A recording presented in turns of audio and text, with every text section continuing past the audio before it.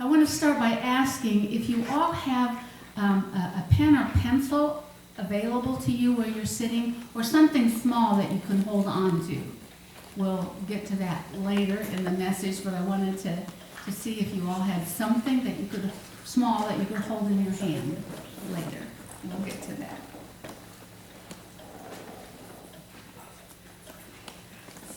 I recently stopped at a craft shop that offers a variety of classes. I talked with the shop owner about some of the creative things that go on in her shop. There's ceramic painting, acrylics, jewelry making, watercolors. I've done many of these activities and more. I do needlepoint, counted cross stitch, stained glass. I told her I didn't like watercolors though. As we talked more, I realized and admitted that I didn't like watercolors because I didn't have enough control on where the paint went. And I didn't like that.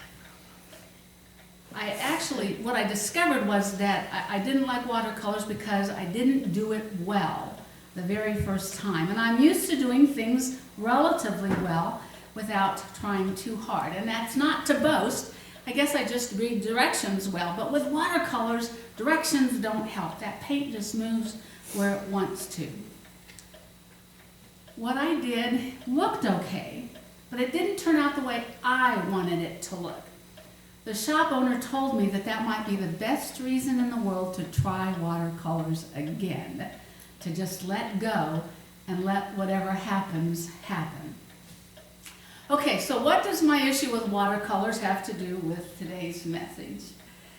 Well, a lot, at least in my mind. I've been preparing a worship service today on the theme peace. The music, the scriptures, all related to peace. And the scripture passages I read are just a few from a large selection of passages on peace that I could have chosen. When I actually sat down to put my thoughts together, though, I was distracted. I couldn't focus. I didn't seem to have control like when I use watercolors. So now I'm thinking, how do I allow the experience of painting with watercolors take over and make something beautiful of this mess that I felt like I was in? After all, I'd already set a direction. What do I do? How do I handle this? What can I do to allow the freedom of the Spirit to take over? Today is the second Sunday in Advent, and the theme is peace. Next Sunday, the third Sunday of Advent, the theme is joy. It's often referred to as Gaudete Sunday, that third Sunday. Gaudete is a command ordering us to rejoice. In what used to be the 40 days of fasting and repentance before the birth of Christ, Gaudete Sunday reminded folks of the joy that is yet to come and is served amid a season of penance. As a kind of break, Gaudete Sunday, the Sunday of joy, was a break when we Christians recalled the hope we have because of the coming of Jesus. The celebration of this day is a reminder that God, who loves us, is still in charge, and that we await the coming of Christ not with fear, but with tremendous joy. Peace and joy. Peace was the theme for today, and yet joy was calling to me. I won't be here next Sunday, so I thought, okay, Billie, just go with it, let it flow. All I know to say is that God is in charge of this message, just like God's in charge when I use watercolors. I wasn't sure what was going to happen, so here it is. I allowed the Spirit to take over, and I ended up in a totally different place than I'd intended to go. My first thought was about Mary, about Mary's song, the Magnificat. That's what it's often called, the Magnificat. My soul magnifies the Lord. In the message, the words are, I am bursting with God news. I'm dancing the song of my Savior God. God took one good look at me, and look what happened. I am the most fortunate woman in the world. God's mercies flow in wave after wave. on those who are in awe before God. That's some joy going on there, I think. I am bursting with God news. My second thought was, I have a retreat that I've led several times titled Holy Happiness, Reaping the Benefits of Joy in Mind, Body, and Spirit. It's based on a book by Marci Shimoff, and it's titled Happy for No Reason. Now, Marci believed that she was not born a happy person. The happiest person in her life was her father. So one day as a teenager, she was riding in the car with her father, and she said, "Dad, can you tell me the secret to life?" And her dad paused and thought a moment, and he said simply, "Be happy." And that didn't help her at all. She didn't know how. So she did research into the research being done on happiness. That's her book, Happy for No Reason. Shimoff's definition of happy matches my understanding of joy. She says, happiness is a deeper inner sense of peace and contentment. That's how I understand joy. Happy happens to us from the outside. Joy comes from the inside and can be experienced in the midst of the greatest difficulties because no one can take it away from us. Shimoff's happiness and my understanding of joy can be found on a continuum from unhappy to happy for no reason. Unhappy is filled with anxiety, fatigue, depression. Then we have happy for bad reasons.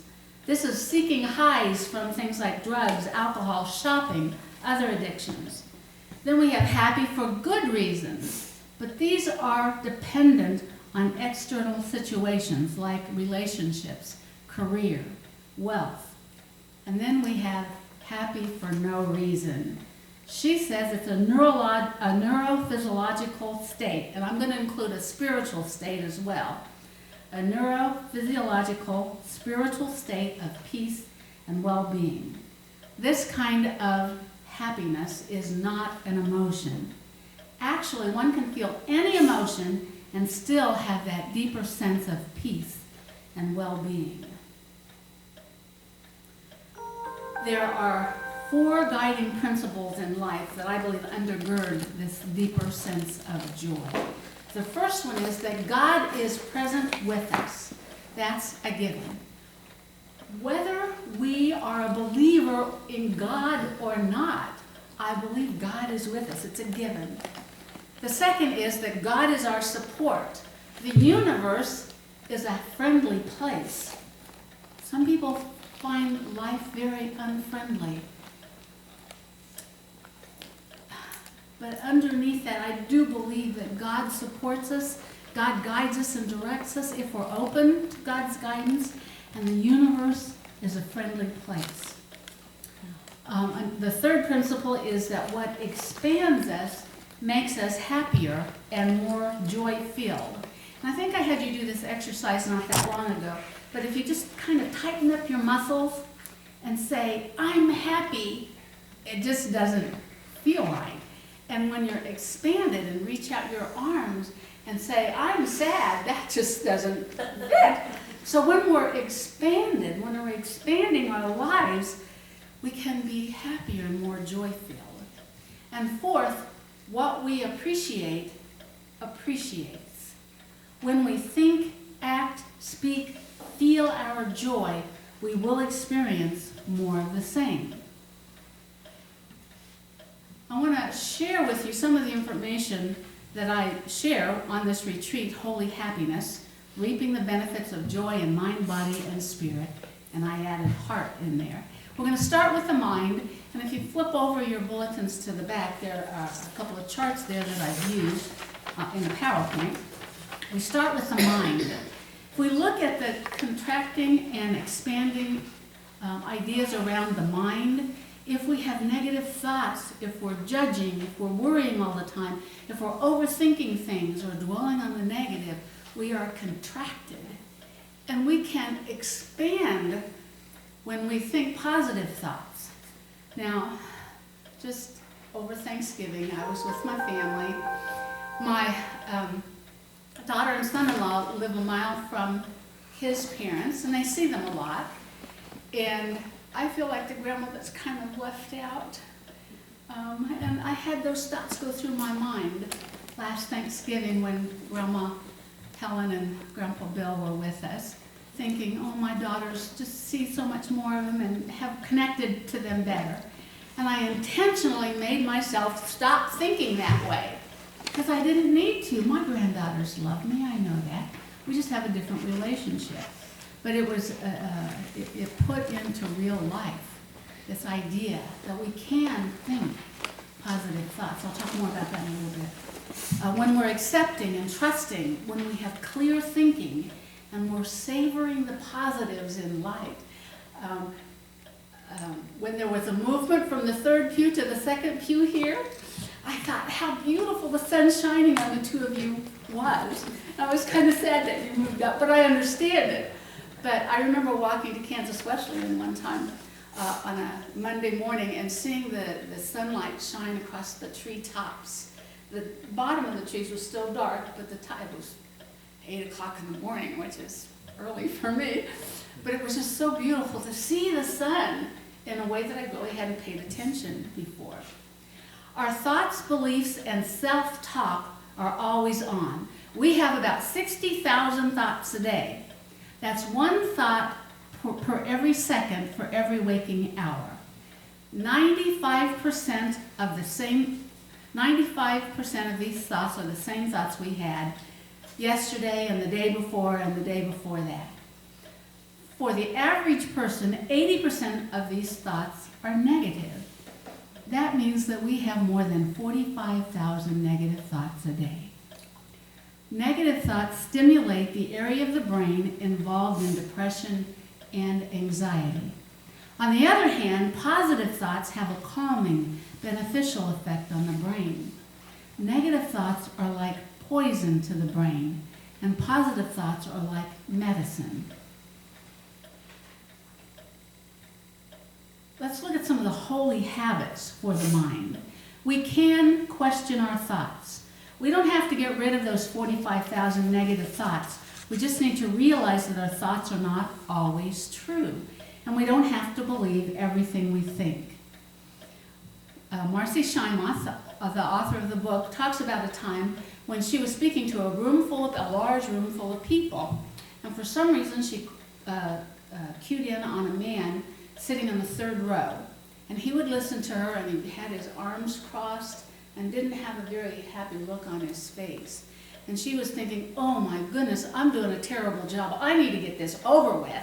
And when her talk was finished, that man was up out of his seat and came up on the stage where she was, held out his hand and shook it and said, that's the best talk I've ever heard.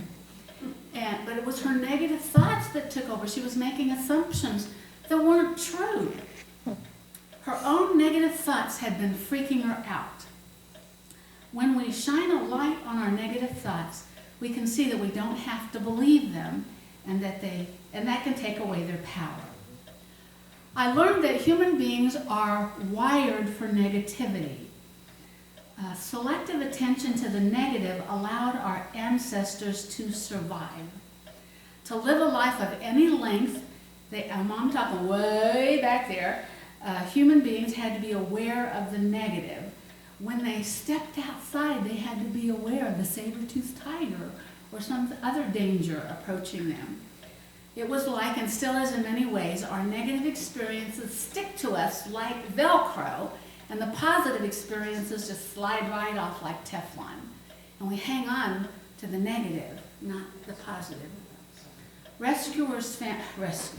Researchers found that it takes many positive experiences to contradict one negative experience. Changing our thoughts produces changes in the brain. Thinking new and different thoughts creates new neural pathways. Unlike an old dog, we can learn new things, new tricks. We can question our thoughts. One of the habits for a joyful mind. Epictetus, the Greek philosopher, said, "We are disturbed not by what happens to us, We are disturbed by the thoughts about what happens. Think about that. We're disturbed less by what happens to us than we are by the thoughts that we have about what happened. Because what happens happens once, but we think about it tomorrow or the next day or a month or a year down the line. And the preacher's hearing this. I know that's true. And to stop ourselves from doing that is important. Other habits for a joyful mind include letting go of our thoughts and feelings.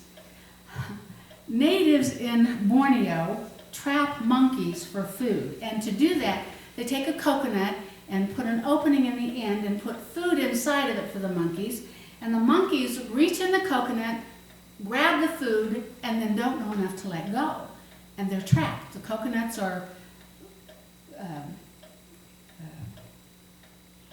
they don't move. They can't take the coconut off with them.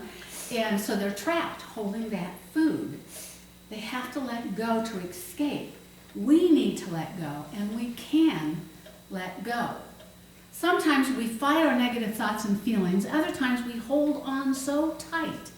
I want to show you an example.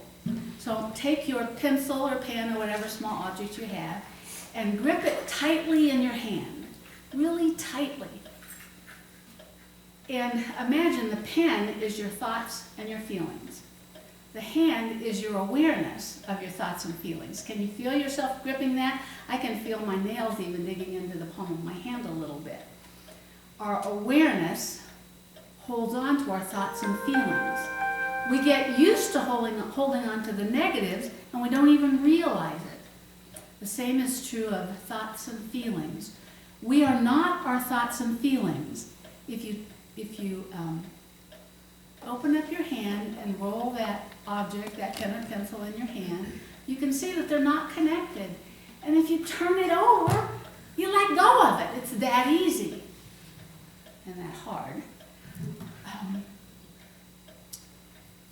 We can let go. We can let go. We can also lean in to the joyful thoughts.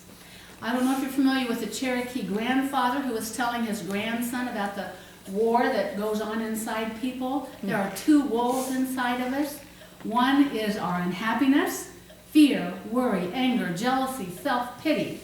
The other wolf is happiness, full of love, hope, serenity, kindness, truth, compassion.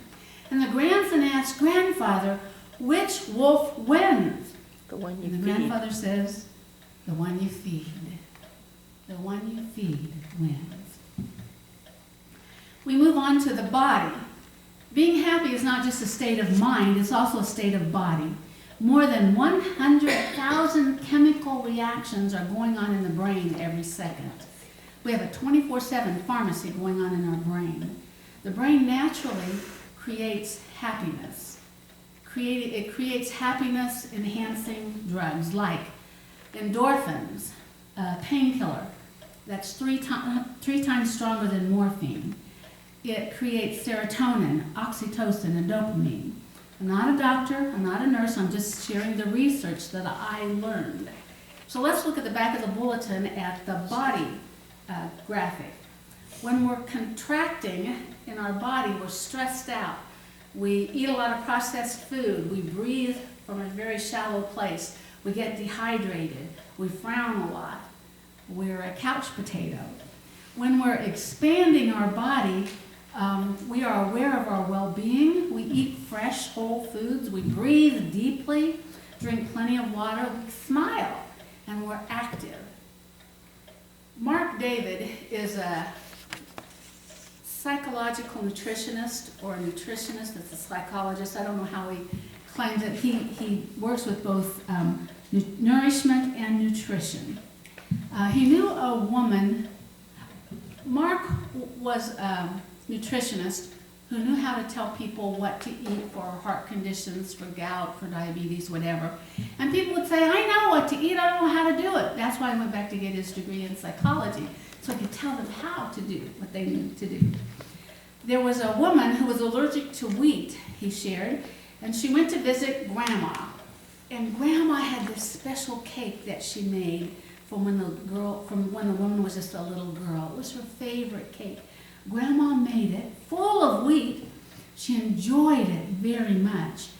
And she thought she'd get sick, but she didn't. So when she went home, she thought, I'm healed from my allergy to flour. And the first time she tried flour, she got sick.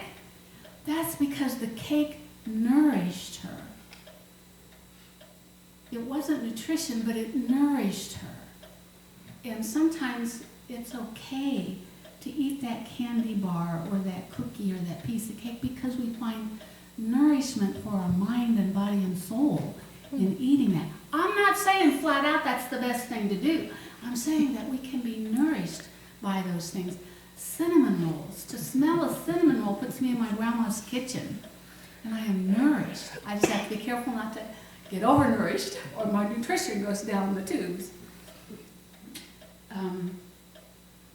Other ideas are eating fresh whole foods, keeping the water flowing, lose happiness-robbing foods like shaking the sugar, which is powerfully addictive.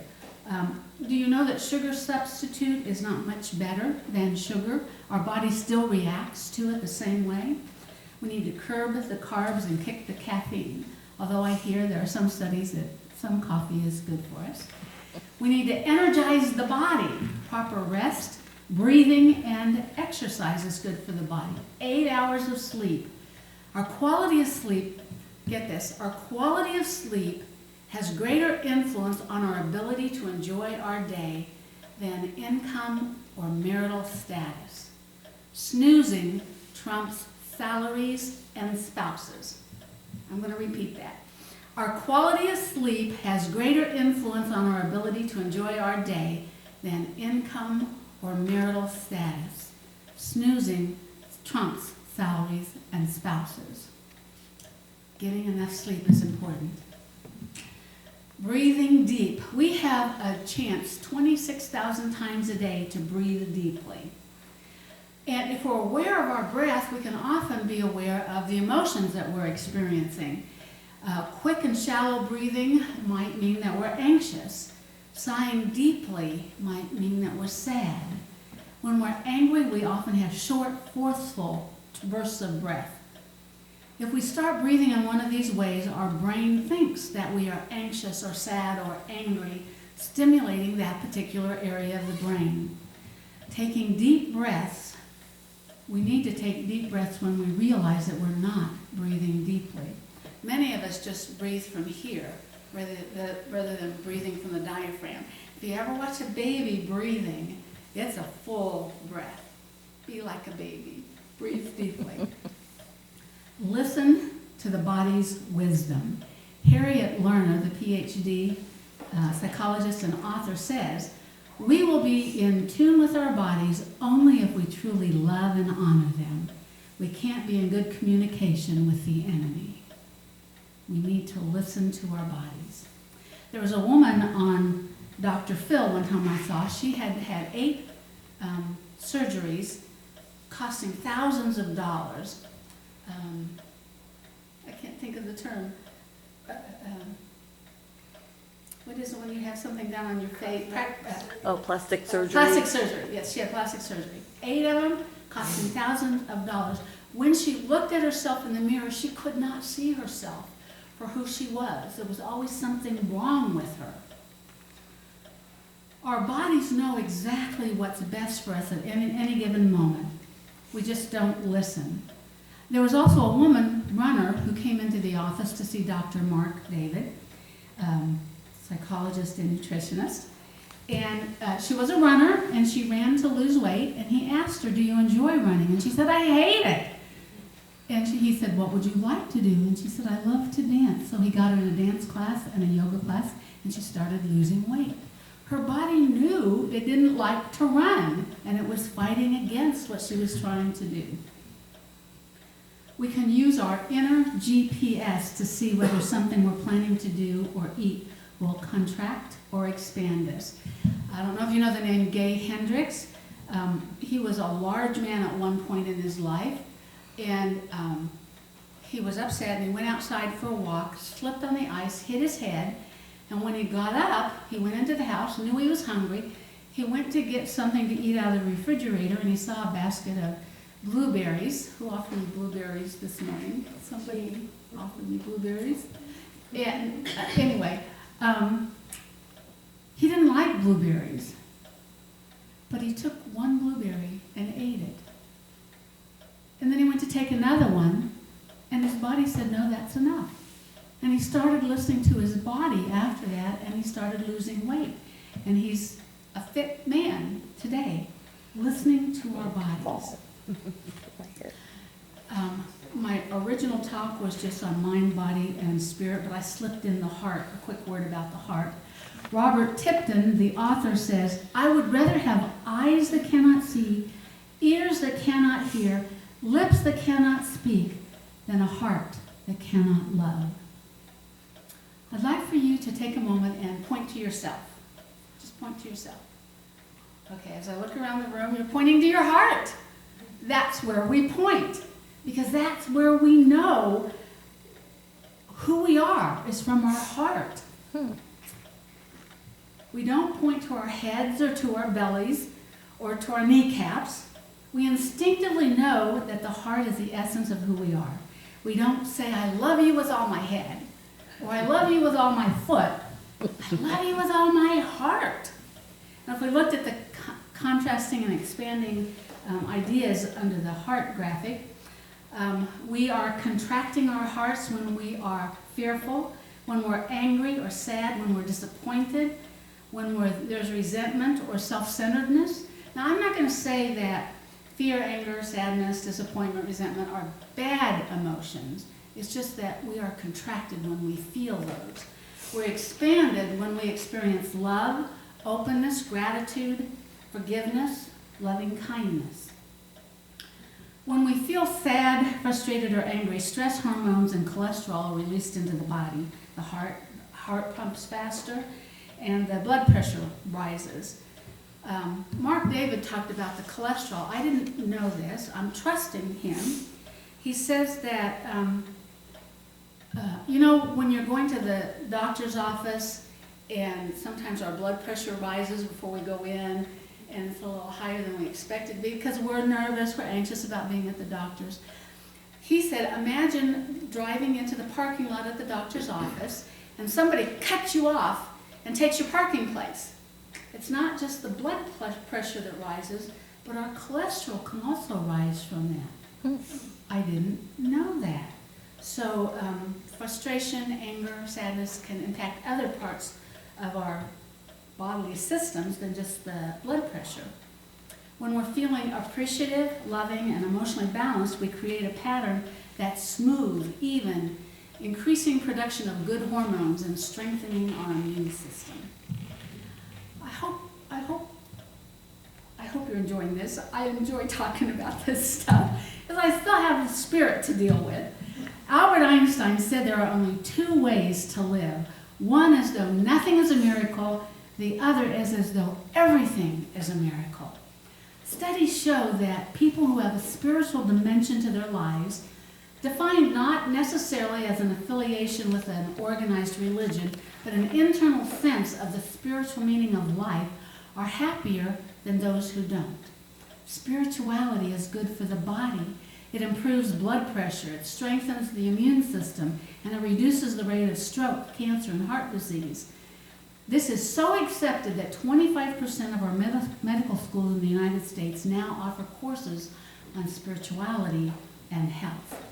And if we look at the contrasting and expanding issues under spirit, our spirit is contracted when we're human doings rather than human beings. When we're busy doing.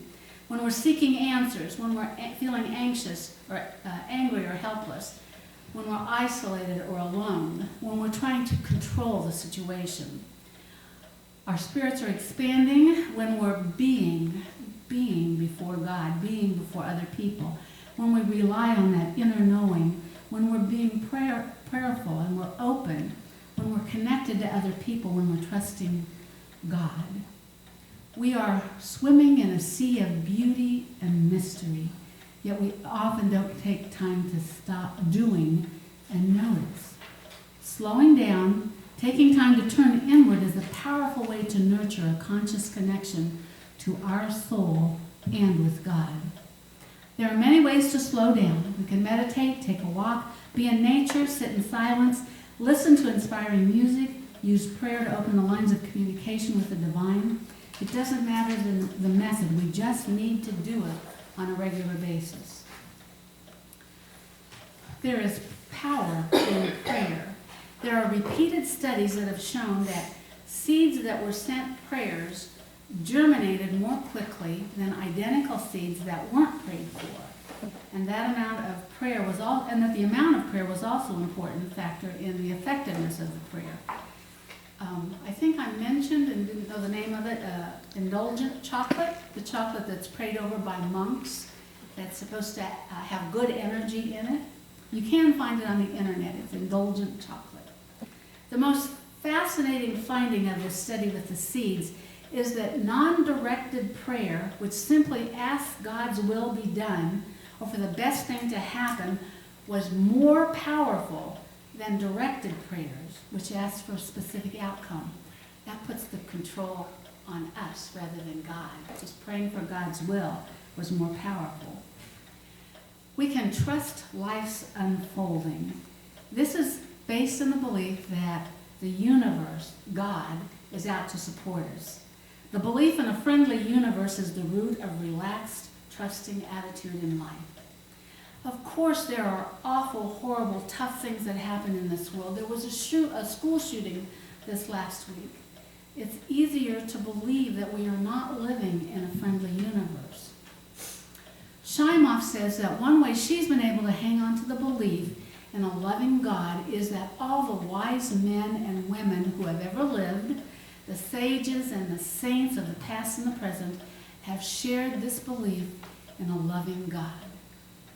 So I invite each one of us to adopt the perspective that God is a loving, kind God, and that the world is in perfect harmony around us. And maybe adopt this for the rest of Advent. Make it an Advent practice and see how your life might feel different at the end of that period. That means no matter what happens, assume that the universe is on your side, even if it's not obvious on the surface. We can be open to God's amazing grace. Bill Bauman, who is a psychologist and an author, says, "Grace is just a fancy word for the infinite, unconditional, all-responsive love of God flowing in our lives." Grace, grace. I hope today's message turned out to be like a watercolor painting that caught your attention, one that flowed and maybe wasn't controlled. If we look back to the scripture that we read earlier, there's one verse. I want to, see, no, I didn't share this. There is one verse in John 14 that I want to share with you.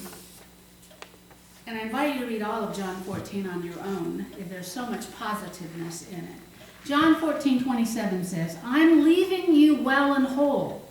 This is from the Message. "That's my parting gift to you, peace. I don't leave you the way you're used to being left, feeling abandoned, bereft. So don't be upset. Don't be distraught." And that leads us into John 15, where Jesus talks of being the vine and we are the branches. We are all so interconnected. My well-being of mind, body, spirit, and heart is important to your well-being, and your well-being is important to my well-being. To experience the hope and peace, the joy and love we are more aware of during our Advent journey of waiting, may we believe that the universe God created is calling each one of us into wholeness and healing, to the quiet center in the midst of a hectic life. I believe that the Spirit was lively scheming as I worked on this message today. I spent a lot of time talking about joy this morning. That's the theme for next week.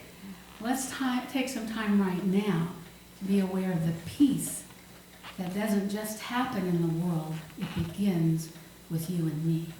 Let's sing together, Let There Be Peace on the Earth. It's number 1.